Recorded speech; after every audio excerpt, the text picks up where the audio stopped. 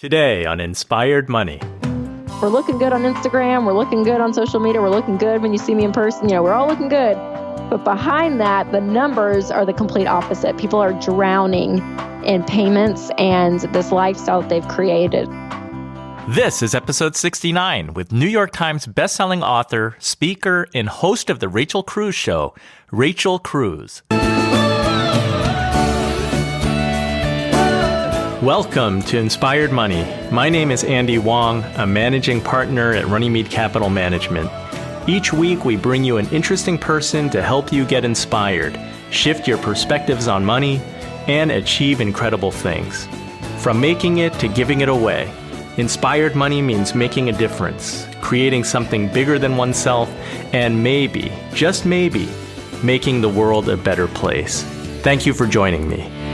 Hey, Inspired Moneymaker. Welcome back. If it's your first time listening, welcome. I'm so glad that you're here. Inspired Money is different from other personal finance podcasts because we don't want to just learn how to live with money. We want to put money in a positive light to inspire ourselves to live richer lives, make a greater impact, and together, make the world a better place. Thank you so much for joining me on this mission. Today, we're talking to Rachel Cruze. She's a personal finance expert, author, and speaker. You probably know of her dad, Dave Ramsey, of the syndicated radio program The Dave Ramsey Show, heard on over 500 radio stations. Rachel's a great speaker in her own right, having talked to groups as large as 10,000 people over the last 10 years. She joined Ramsey Solutions in 2010 and uses the knowledge and experience from growing up in the Ramsey household to educate others on the proper way to handle their money wisely and to stay out of debt. Tuning in today, you'll quickly see why she's a seasoned communicator and a popular Ramsey personality. In this episode, you'll learn, despite America's debt problem, there's hope for all of us. Why social media is bad, making it too easy to compare ourselves against others' highlight reels, and what we can do about it. Spoiler alert, it involves gratitude. And why giving is important and how it can change you for the better. Now let's get inspired with Rachel Cruze.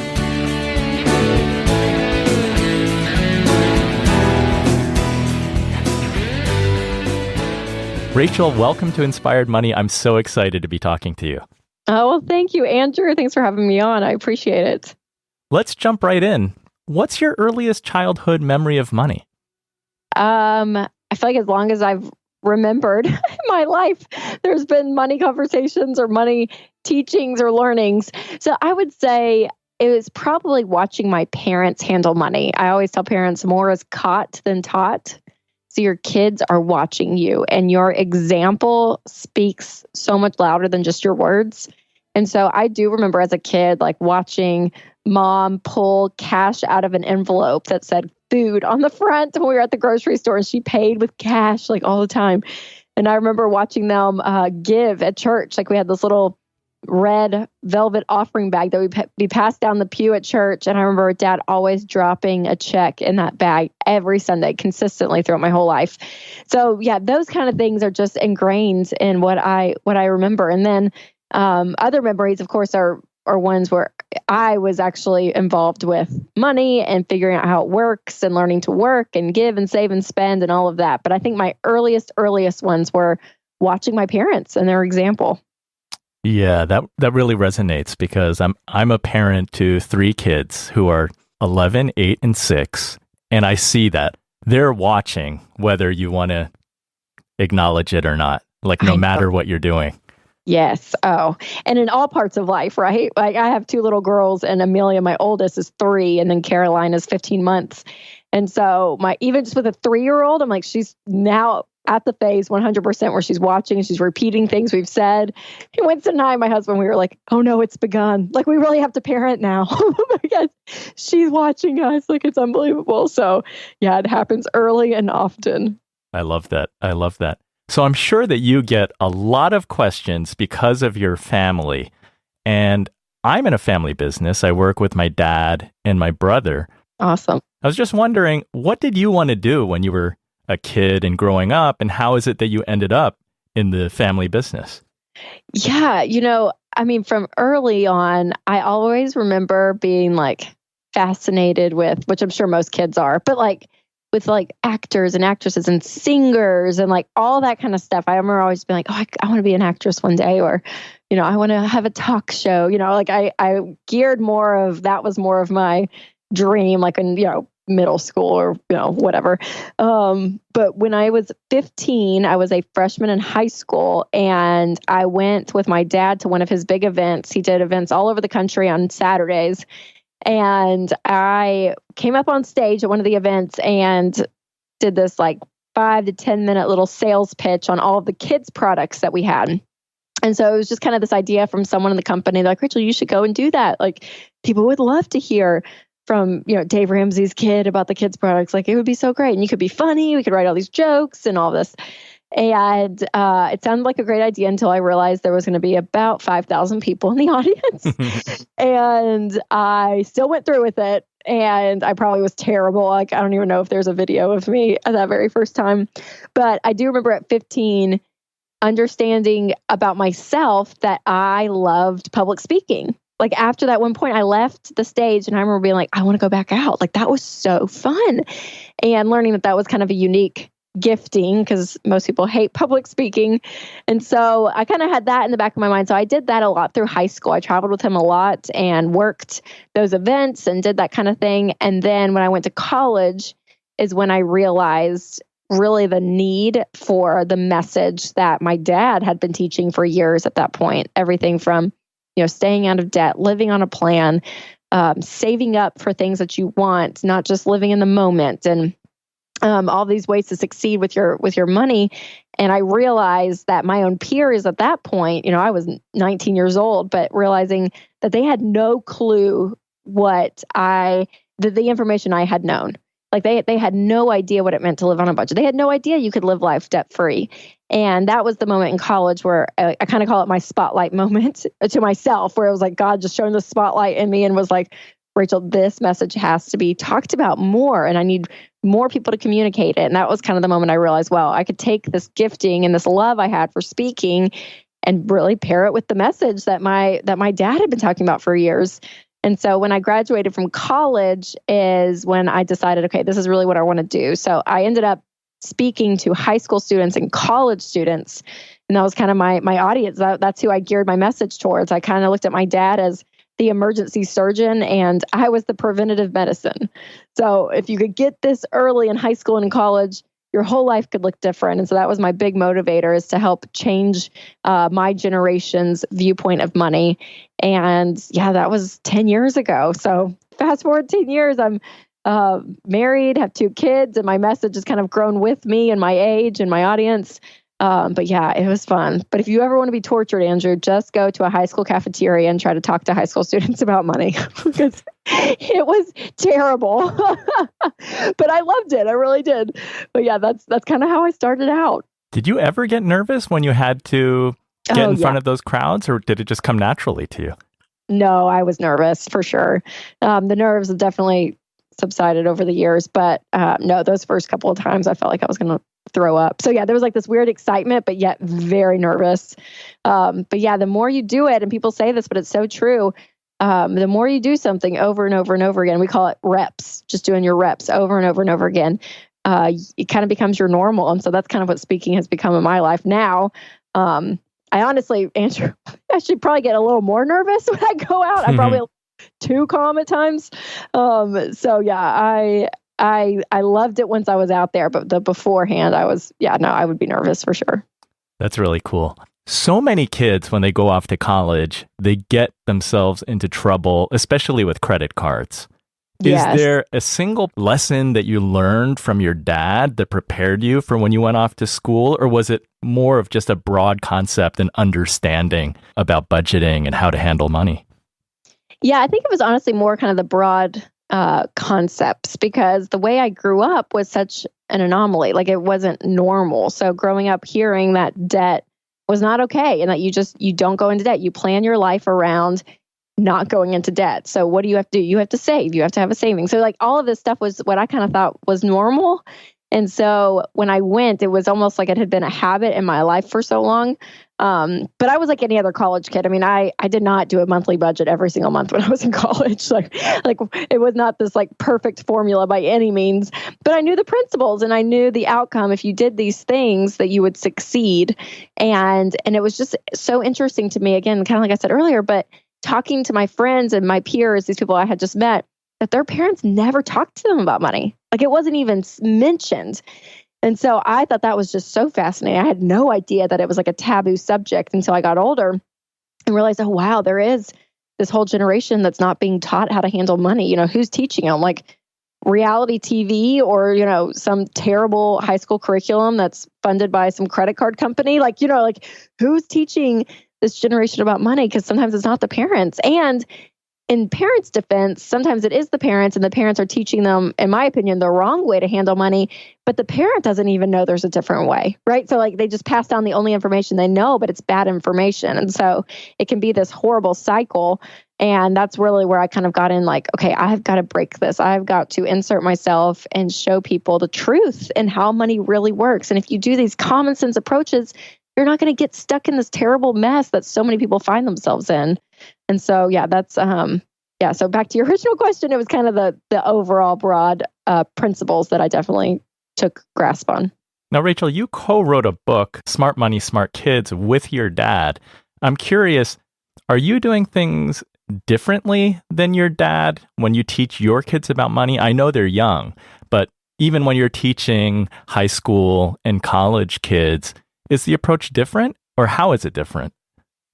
Yeah, I think the approach is different, but the information's the same because, you know, what we teach about money, the principles, it doesn't matter if you're 15 or you're 50, like this is what works. And so the principles are definitely still very consistent.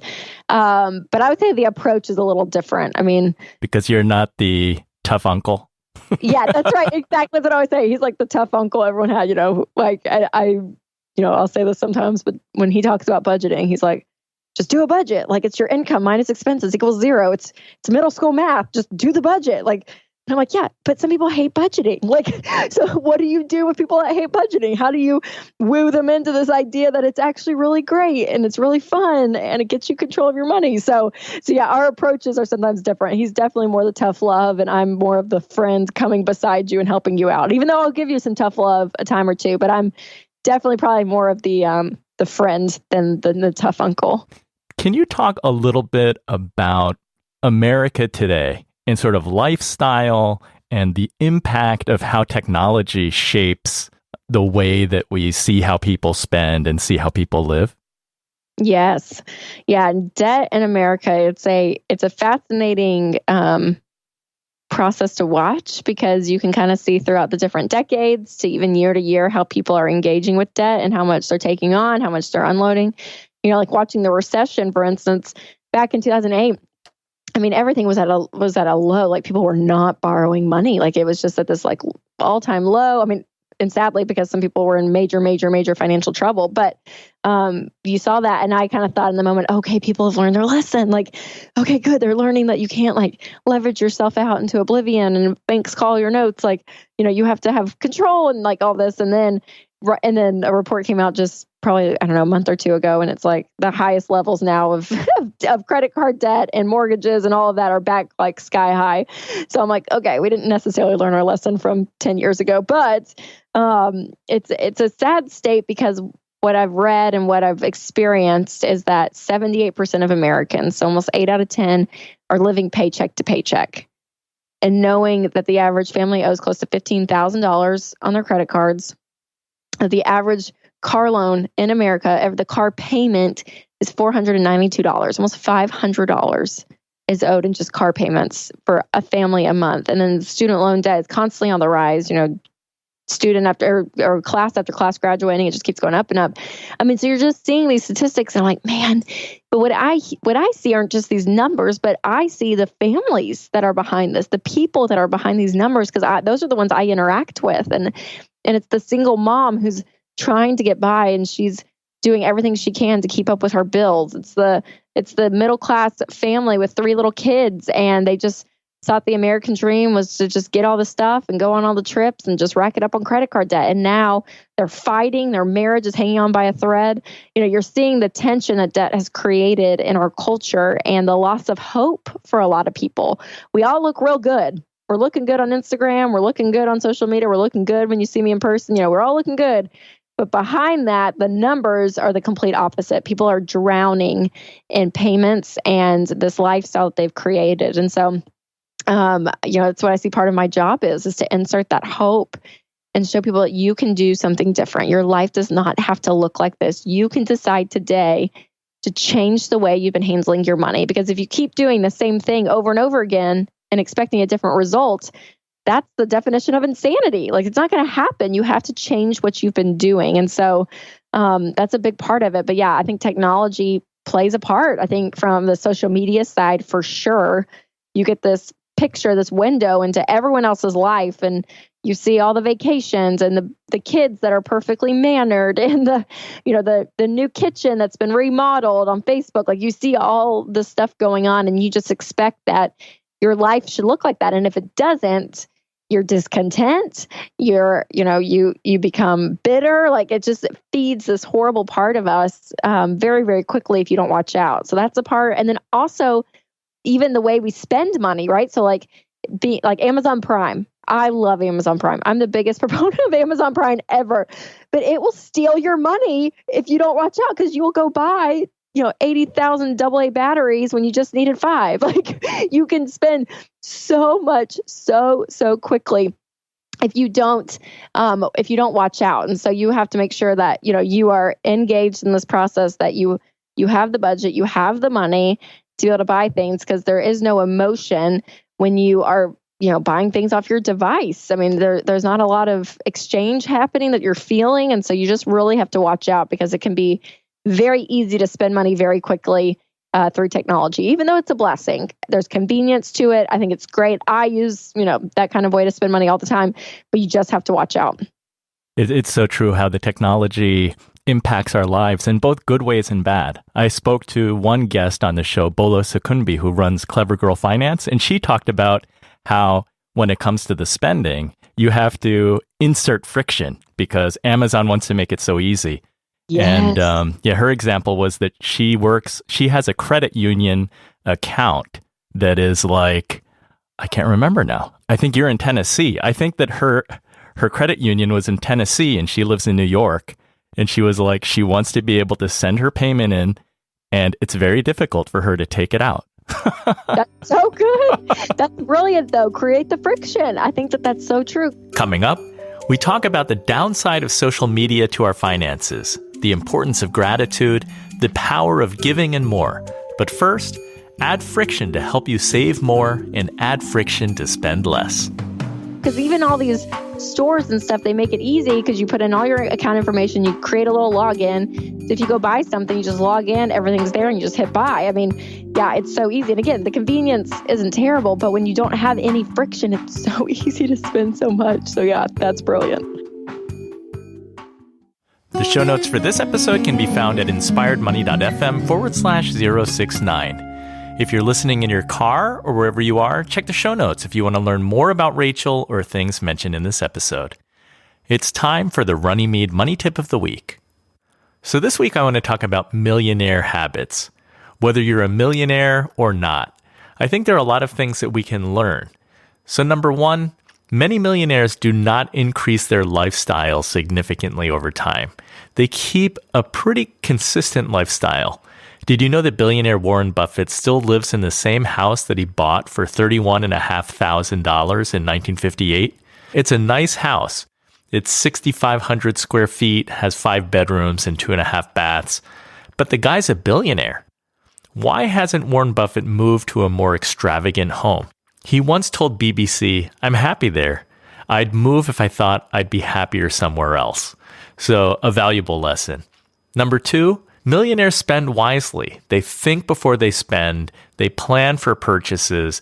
That means having a budget. Just because you have $1 million doesn't mean that you can just spend freely.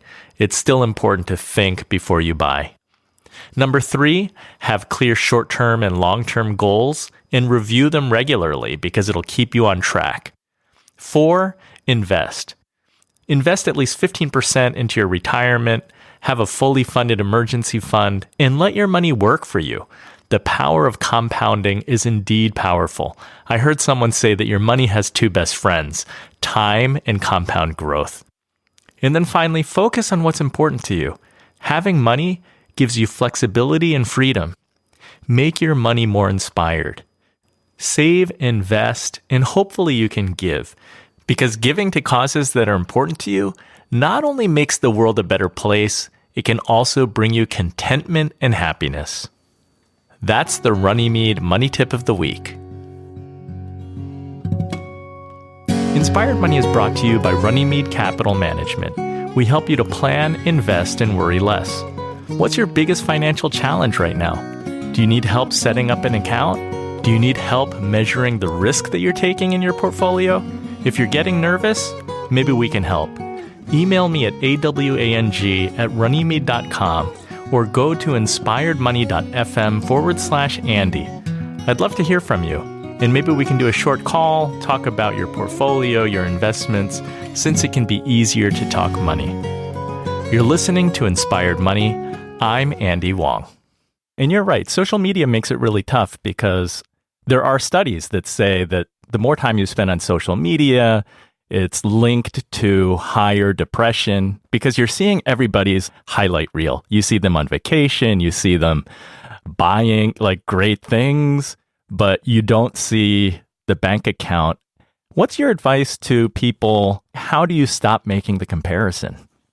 Yes. Well, when I think about this topic, this is a heart topic, right? It's a deeper topic than just like the tactical parts of money, because it deals with who you are as a person. And so one thing for me on the emotional side that I've learned that has helped me so much is gratitude.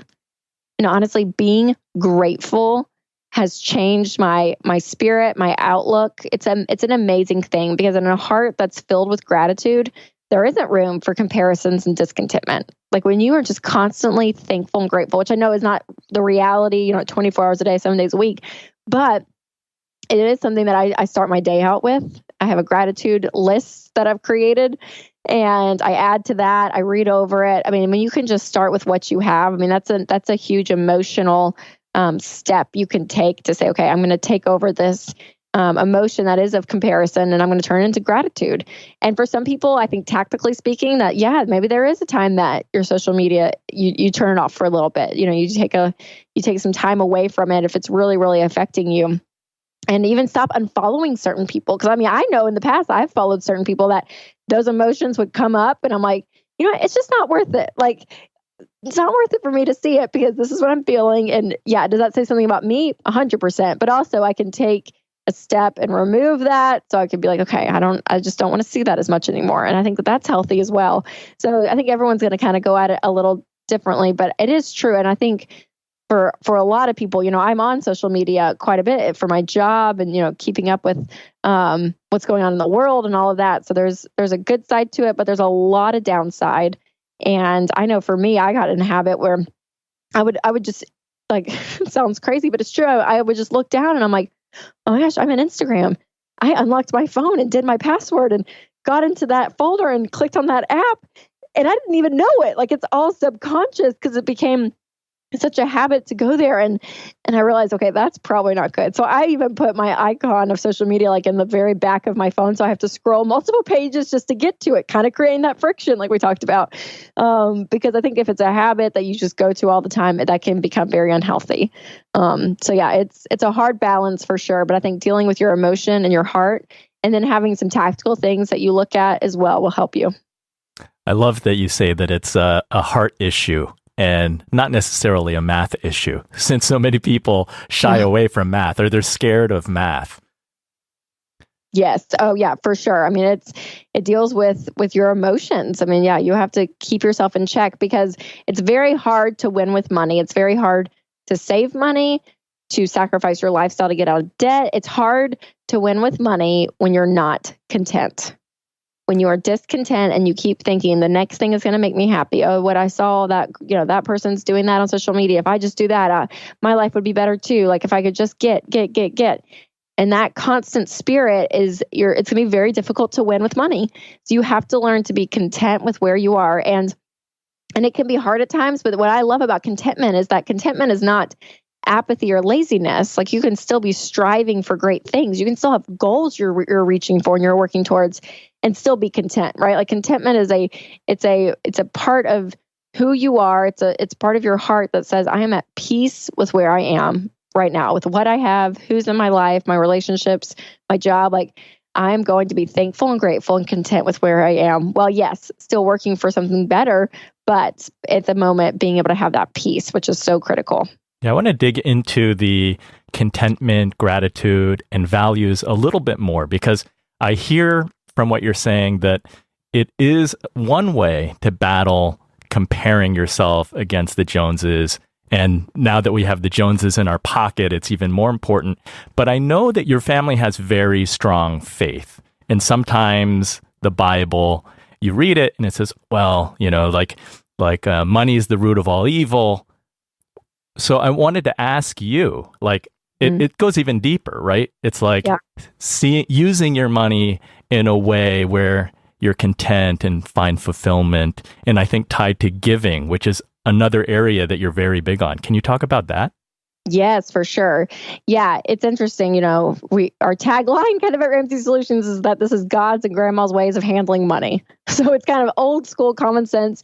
But there is this biblical overlay because everything in Scripture, when it's talked about money, is true. So even that, what you reference actually is misrepresented a lot. So like, you said, which is, not to pick on you, Andrew, but a great example of like, money is the root of all evil. But the Scripture actually says that the love of money is the root of all evil. So money's not the root of all evil, but the love of it is. So when that becomes an idol, when that becomes the only thing that you think is going to fulfill you in life, then that starts to turn yourself and your heart and your spirit into like not a very fulfilled person, because you'll be a rat in a wheel the rest of your life if you just think, if I could just have more money, if I could just have more money, if I could just have more money, everything's going to be better. And that's not always the case. And so, so my message for sure is for people to live and give like no one else. Ultimately, that's the ultimate goal. And so it is to get sustainability and to be wise with your money and to win financially. There's nothing wrong with that. But it's not for you just to hoard everything, but it's also to be a tremendous giver. And giving is a crucial part of our message, because giving changes you. When you give, what ends up happening is you move on the spectrum of being selfish, where it's all about me all the time, which is kind of what our culture teaches us, right? It's my happiness, it's my life, it's all about me, me, me. And so what it does is it forces you to move on the spectrum from selfishness to selflessness. And you start to see and value people so much more. Because money, again, I'm not against stuff. I'm not against winning with money. That's a lot of my message of like, go have fun. I want you to be out of debt so you can go buy that car you've always wanted. Like, I want you to be able to have some great stuff. But at the end of the day, if you eat enough lobster, it tastes like soap. Like, there's only so much stuff you can buy. Like, there gets to a point where it's like, okay, this is like not fulfilling. And so that's where the giving piece comes in, because when you are able to give, not only are you changing the person and helping the person that you're giving to, but it changes who you are. And it's a beautiful thing, because giving, I think it is the most fun you can have with money. Like when you give, even if it's just paying for someone's Starbucks behind you, like even if it's just like $4, just to even see the person's face, they'll probably be in shock and awe of like, wait, what? Thank you. Like what? That's just like a tiny degree of ultimately what you could be doing. When you start to win and you have more money, the impact you can make. And so many studies have come out that show that when you are the receiver of a good gift, or you're a receiver of a gift, you have momentary happiness. But when you are actually the giver, your happiness is longer. I mean, it lasts so much longer. And so it's a beautiful thing when you give and you live with an open hands mentality, because there's so much joy that stuff will never buy, but you get to experience through giving. And so I always challenge people that no matter where you are in the financial journey, whether you're living paycheck to paycheck or you're on the other extreme and you're making all this money and you're everything's paid for and you're just building wealth, no matter where you are, you need to be giving. And you can give a little, right? If you're in a very tight place and you don't have a lot, give a little until you can give a lot. But start building that habit now, because everyone thinks, oh, if I just had more money, I would give. If I just had more money, I'd be happy. And that finish line of what you have in your mind right now, it's going to keep moving. And it just keeps moving further and further and further. You're never going to catch it. So you have to live in the moment. You have to live in today and say, you know what? I'm going to learn to be content. I'm going to learn to be happy with my life.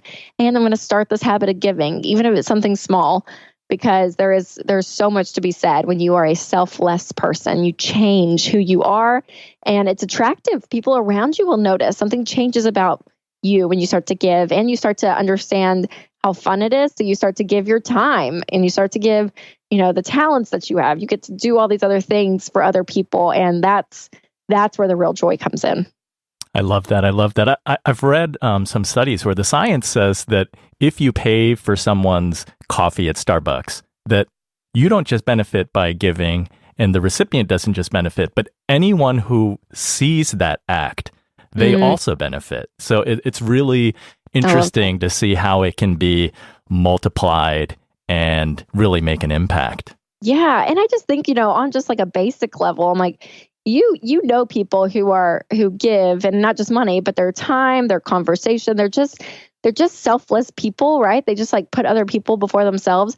I mean, and those people are usually very joyous. They're fun to be around. You feel like a better person when you leave that. Like, you're just better versus really selfish people that we've all probably had dinner with a time or two before, and it's all about them, and they're kind of greasy, and it's like you want to take a shower after hanging out with them, because it's like, oh my gosh, they're just shallow and there's no depth, and like, whoa, you're just like, they're just gross. And so, yeah, I think there's a real application to like even, what you put off, in the world, if you will, like who you are as a person.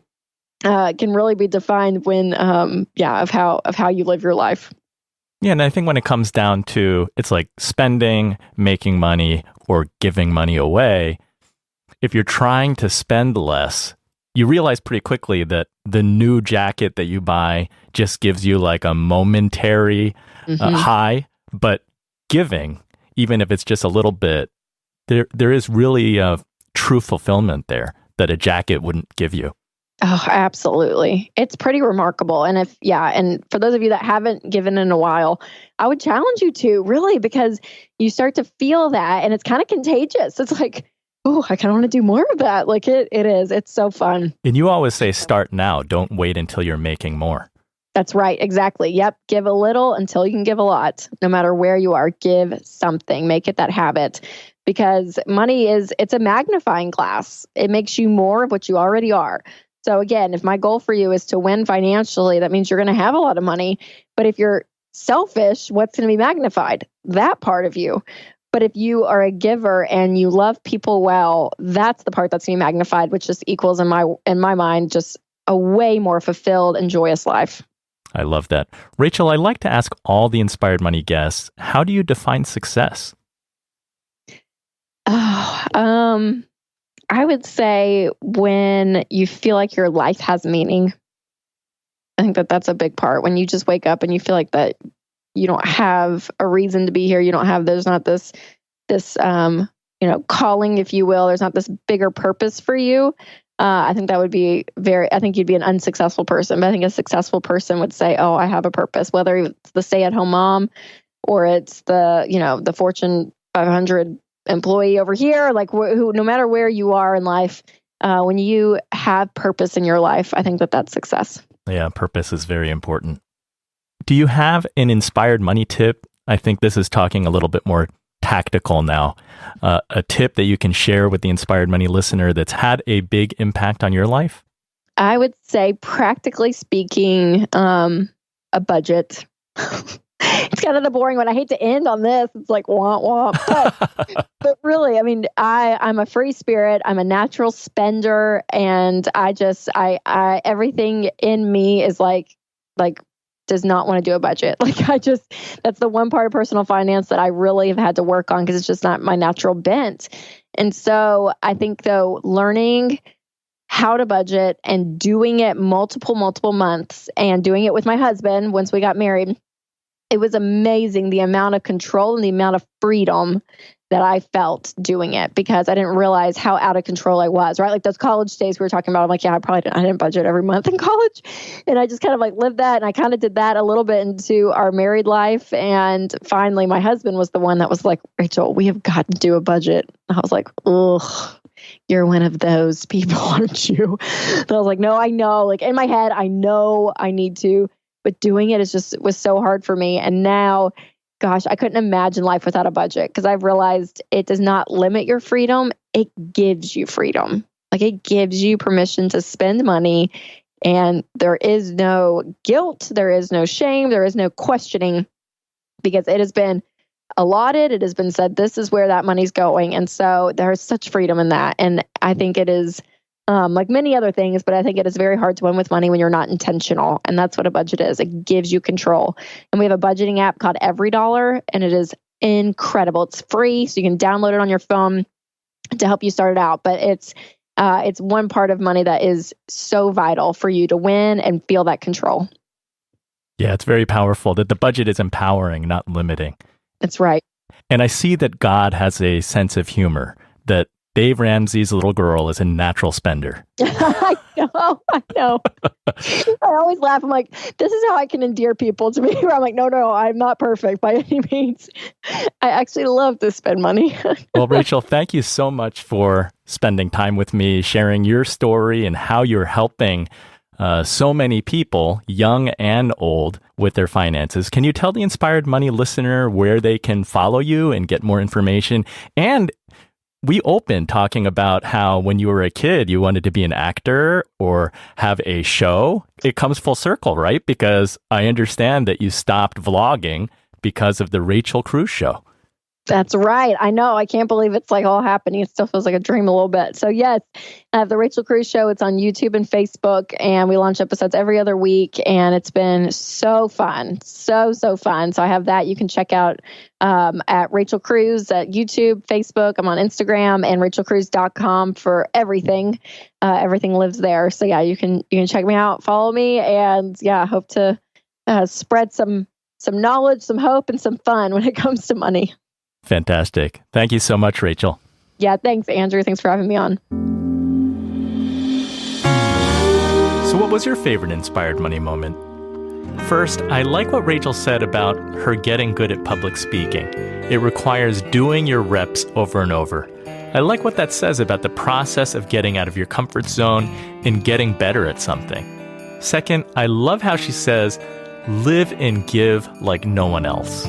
Save, achieve financial sustainability, be wise with your money. Giving is the most fun you can have with money. She says it can change you. Maybe you can take her up on the challenge of paying it forward with $4 at Starbucks. Because when you give, you move on the spectrum from being selfish to being selfless. And that's a beautiful thing. If you had a different favorite Inspired Money moment and takeaway, let me know by going to inspiredmoney.fm/Facebook. Let's continue the conversation there. If you like Inspired Money, leave us a review at Apple Podcasts or wherever you listen. It really does help others discover the show. The music you're listening to right now and all the other music on today's show is by the amazing Jim Chemo West. Congratulations to Chemo, who was recently nominated for a Grammy Award. Have an inspired week and do something that scares you, because that's where the magic happens. If you're still listening, thank you for listening till the end. A few weeks ago, I was a guest on Eric Hunley's podcast, Unstructured. I had a really great time being on his show, talking about inspired money, talking about being a financial advisor, and protecting clients from financial hurricanes. If you're interested in that, tune into his show. Here's a promo. My name is Eric Hunley, and I host Unstructured. On Unstructured, I have intimate conversation with a diverse range of people. I've interviewed a presidential candidate and a felon, not the same person. I've even chatted with a musher. Yep, a sledder behind a pack of dogs. And in these conversations, we learn what drives these folks. Please, come check out Unstructured. You can find Unstructured wherever you listen to podcasts.